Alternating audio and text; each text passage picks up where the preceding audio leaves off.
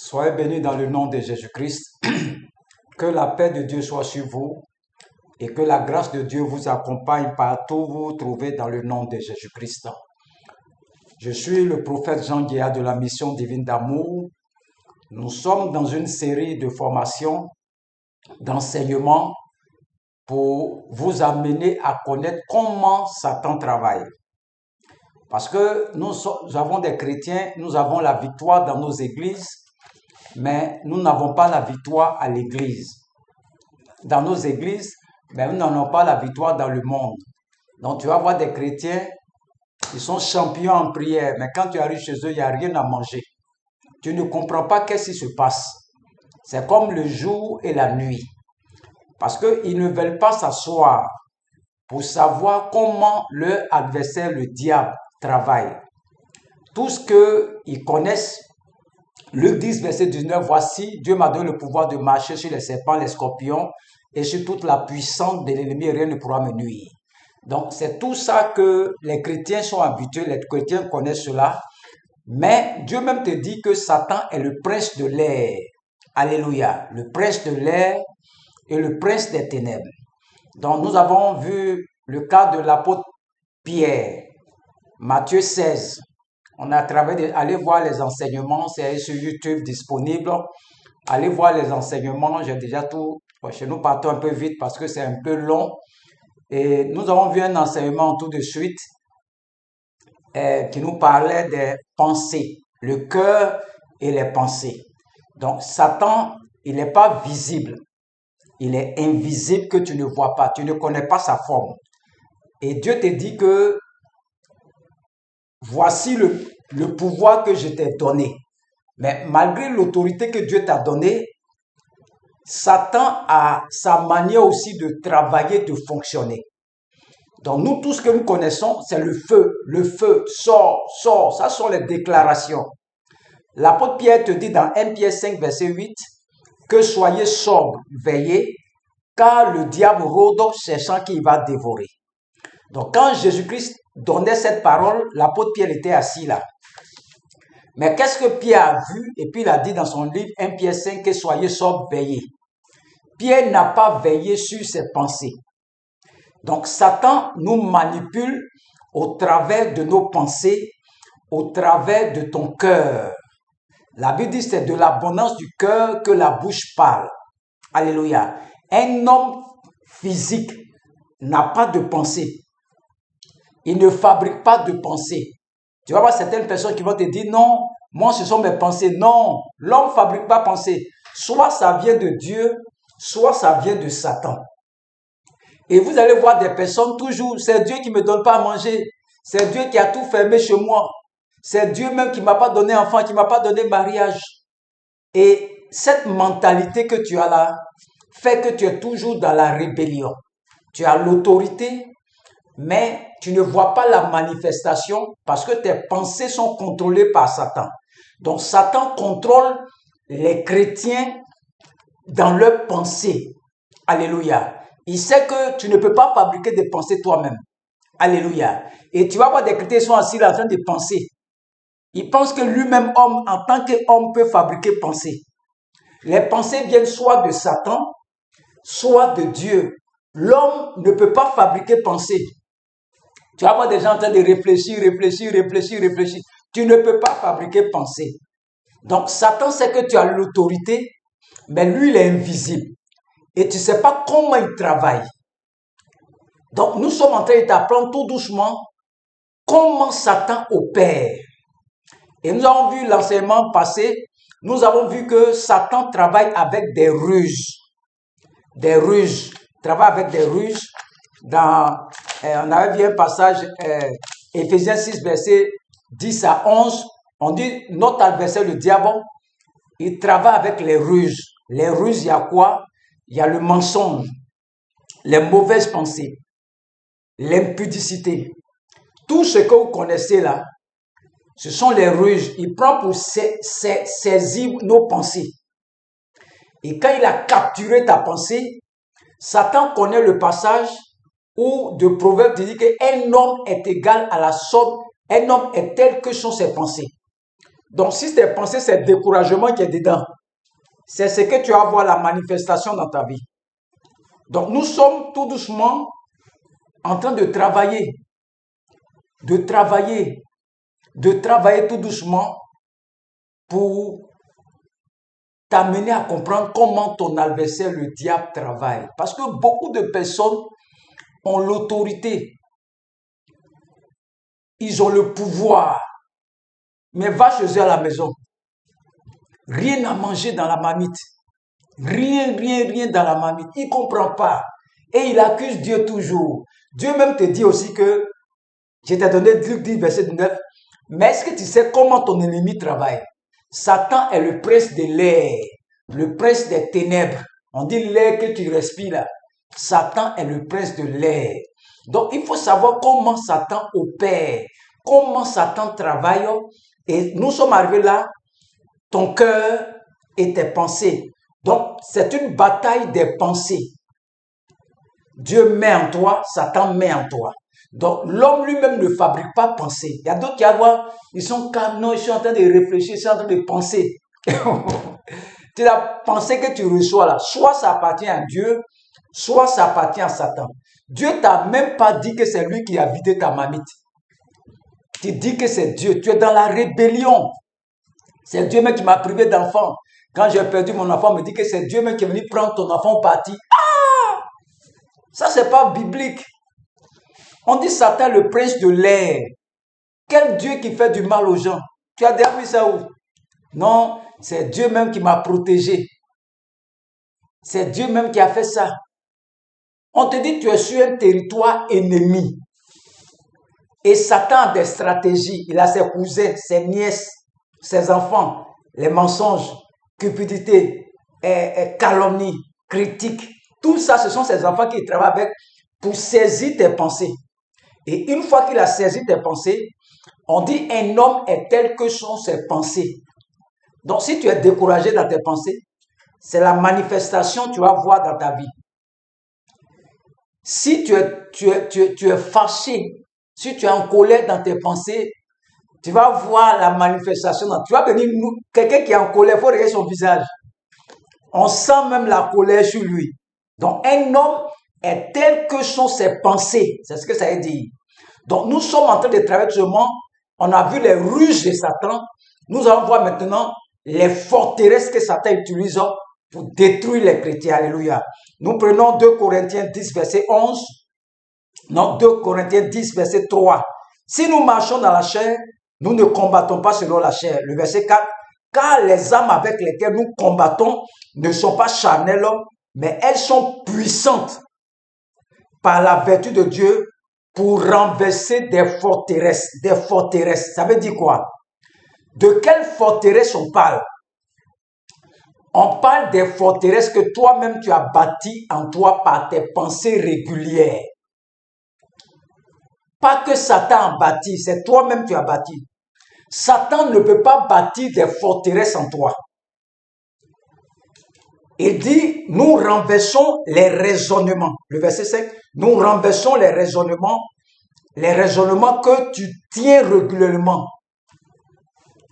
Quelque chose, toi tu raisonnes. On dit Dieu t'a appelé pour le servir, tu raisonnes. C'est le raisonnement là. C'est ça qui t'empêche d'être heureux. C'est ça qui ferme tout chez toi. Quand on dit une chose, tu raisonnes autrement, c'est ça qui est devenu des forteresses dans ta vie. On dit tu vas servir, tu dis non, comment moi j'ai fait ça? Ce raisonnement que tu as en toi là, c'est ça qu'on appelle des forteresses. C'est pas Satan qui a mis là-bas. C'est toi-même qui as bâti ça en toi. Les raisonnements comptent d'abord la volonté de Dieu. On te dit non, viens, la volonté de Dieu. Tu dis non, toi tu n'es pas dedans. Ce raisonnement que c'est ça qu'on appelle les forteresses. Donc quand une pensée se lève contre la connaissance de Dieu, il y a un problème. Beaucoup de chrétiens, pour lire la Bible, ils ne veulent pas. Cette pensée que ça on appelle les forteresses, c'est toi-même qui as bâti ça. Ce qui fait que quand on parle de Dieu même, ta pensée là ne peut pas accepter ça. C'est ça qu'on appelle forteresse. Forteresse. C'est ça qu'on appelle les forteresses. Parce que nous sommes dans une période où la guerre spirituelle va s'intensifier. Les temps que nous sommes dedans là, la guerre spirituelle va s'intensifier. La manifestation surnaturelle de la parole de Dieu. Les choses vont se compliquer. Que vous voulez ou pas, il faut renverser ce que tu as mis en toi, cette pensée qui est en toi là. C'est ça qui est ton problème. Il faut les renverser et amener la pensée captive à l'obéissance à la parole de Dieu. Les pensées des chrétiens, il faut les saisir pour les rendre captives à la parole de Dieu parce que vos pensées sont souvent captives entre les mains de l'ennemi. Il faut d'abord renverser, ensuite ramener et les rendre captifs à la parole de Dieu. Quand vous sortez de l'église, vous rentrez dans l'atmosphère du prince des ténèbres. C'est que vous ne comprenez pas là. L'atmosphère que vous voyez là, l'air que vous voyez, quand vous sortez de l'église, vous rentrez dans l'atmosphère de l'ennemi. Il contrôle l'atmosphère. Le prince des ténèbres. Ce qu'on vous donne à l'église, c'est pour que vous fassiez face à ce que se passe dehors. Aujourd'hui, on ne vous provoque pas, on ne provoque pas les gens. Les gens même viennent vous provoquer. La vertu a quitté tout le monde. Satan assaille. On te dit bien que les ruses du diable. Nous sommes dans une guerre spirituelle. Laissez les démons en paix. On dit Satan, les ruses du diable. Il assaille chaque jour les chrétiens avec des pensées terribles. Regarde des chrétiens qui sont assis là à l'église. La personne s'en va à la maison tranquillement. À un moment, c'est comme s'il parle seul. L'église en dehors, on ne m'aime pas. Ça vient dans ses pensées seules, dans son cœur. Qui lui a dit ça? Le dimanche prochain, tu ne le vois pas à l'église. Tu dis, mais qu'est-ce qui se passe? Il dit non, qu'on parle mal de moi à l'église. Mais qui lui a dit ça? Quand il marchait pour aller à la maison, là, Satan parlait dans son cœur. C'est comme s'il causait à quelqu'un. Vous allez voir les gens quand vous sortez là. Il parle seul. Il parle avec qui? Il parle avec Satan. Et beaucoup de chrétiens, l'homme ne produit pas pensée. L'homme, il ne produit pas pensée. Donc quand tu parles seul dans ton cœur, là, tu parles avec qui? Tu parles avec le diable. Parce que l'homme ne peut pas produire pensée. Non, moi je vais penser, tu es un menteur. Il faut que tu sortes de ça là. Dieu nous a créés, les pensées viennent soit de Dieu ou bien soit du diable. Donc quand on voit quelqu'un, une femme par exemple, elle est dans la maison. Elle prend ses laver, elle rentre dans la chambre. Elle sort, son visage a changé. Que son mari, il a une autre femme. Qui lui a dit ça dans la chambre là-bas? Cette pensée qu'elle a eue là, Satan a créé ce qu'on appelle une forteresse. Et il a saisi la pensée de cette femme par le mensonge, par les illusions. Et quand il a capturé la pensée, ça va, à force de parler, proclamer ça, ça va devenir une forteresse. Et quand tu dis à la femme, mon mari a femme dehors là-bas, qui lui a dit ça? Simplement, elle est rentrée dans la chambre. Satan a mis une pensée dans son cœur. Et à force de réfléchir, voilà pourquoi il ne vient pas vite là. Il ne vient pas vite. Elle est en train de penser. Et Satan maintenant va déposer derrière les pensées là des images. Des images. Il va montrer son mari en train de chercher femme dehors. Elle va commencer à réfléchir. Il va mettre des images derrière la pensée que la femme a eue de soupçonner son mari. Et elle est assise là. Et il est là, il met comme si la femme, son mari à l'hôtel. À l'hôtel. Et la femme qui est dans la maison là, quand son mari arrive ce soir, il a déjà mis une forteresse en elle. Tu vas beau parler à cette femme. Elle dit son mari cherche femme dehors. Personne ne lui a dit ça. Elle est seule dans la maison, elle dit son mari cherche femme dehors. C'est Satan qui l'a manipulé. Satan nous attaque. C'est une guerre des pensées, les forteresses. Le but, c'est de t'amener loin de la parole, de l'obéissance à la parole de Dieu. Donc, il va assaillir avec le découragement. 5 minutes, tu es dans la joie. Après, tu es découragé. Des chrétiens, on ne les a rien fait. La personne est découragée dans l'église. Nous, depuis même on prie, même on ne voit rien. Cette pensée que tu as eue là, qui a mis ça en toi? Et si vous ne faites pas bien ce qu'elle a dit là, ça crée en elle le découragement. Qui a fait ça? Satan, il t'a abattu, il s'en va. Toute la journée, tu es abattu. Il contrôle tes pensées par les forteresses. Il n'a même pas besoin d'être avec toi. Une fois qu'il a placé la pensée en toi, quand tu as accepté dans ton cœur, quand tu commences à parler de ça, non, nous-mêmes là, on est venus pour regarder les autres. On est venu pour regarder les autres. On est venu pour accompagner les autres. Cette pensée qui sort de toi là n'est pas alignée sur la parole de Dieu. Donc, la pensée que tu as eue dans ton cœur là, que tu es en train de proclamer dans ta bouche là, que nous-mêmes on est venu regarder les autres. Nous, on ne mange pas chez nous. Nous, c'est Dieu même. Tout ce que tu es en train de dire là, fait que cette pensée devient une forteresse. Donc, si on doit te délivrer, on doit détruire cette forteresse que tu as mis en toi là, pour amener ta pensée là, captive là, par l'ennemi là, amener ça maintenant à la parole de Dieu. Il y a des gens qui prêchent, ils n'aiment pas ça. Sa pensée là, a été capturée. C'est ce qu'on appelle les forteresses. Et dit, nous renversons les raisonnements et toute hauteur qui s'élève contre la connaissance de Dieu et nous amenons toute pensée captive à l'obéissance de Christ. Donc, le but, c'est de saisir tes pensées, Satan. Et quand il a capturé tes pensées, il n'a pas besoin d'être avec toi. Il s'en va et te laisse. Et toi, maintenant, tu commences à réfléchir seul. Tu commences à penser seul. Tu commences à réfléchir seul. Et quand tu réfléchis, tu vas tirer ta conclusion. Et quand tu tires ta conclusion, ça devient une forteresse en toi. On appelle ça les ruses. C'est une guerre de pensées. Et toi, si tu dis non, c'est Dieu même qui a vidé ma marmite. Voilà pourquoi il ne mange pas à la maison. Tu vois, des gens comme ça, ils n'ont même pas, ils ne savent pas comment Satan travaille. Ils accusent le papa bon Dieu. Et quand tu l'accuses, tu es dans la rébellion. Toutes ces femmes sur toi. Quel Dieu qui est méchant comme ça, avec ses enfants. Non, c'est Dieu même qui a fait qu'il ait fait accident là. Ah! Regarde cette pensée que tu as, ça vient de qui? Tu n'as même pas prié. Donc, le diable va capturer tes pensées. Ça va devenir une forteresse. Tout ce qu'on met dans ta tête, ça ne passe pas. Je vous ai dit que mon mari là, c'est vrai, il est comme ça. Cette pensée que tu as eue dans ton cœur là, qui a mis là-bas? C'est le diable. Parce que tu ne sais pas comment il opère. Il va passer par les ruses, les calomnies, les critiques, les mensonges, le découragement pour saisir tes paroles. Une fois qu'il a saisi tes pensées, il n'a pas besoin de t'attaquer. Moi, mais l'église même là, on me critique trop, il ne veut plus là-bas.